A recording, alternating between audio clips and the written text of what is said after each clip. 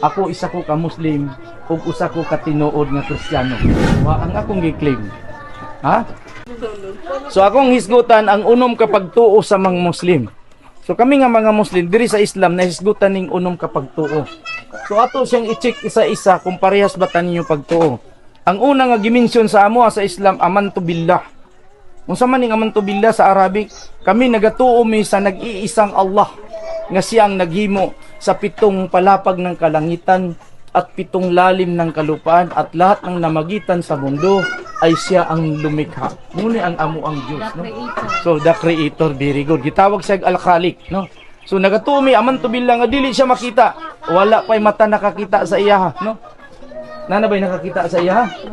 Wala pa. So gimension siya nga Diyos, na wala pa'y nakakita sa iya. Karon mangutan ako, nagatuo mabumaani nga Diyos.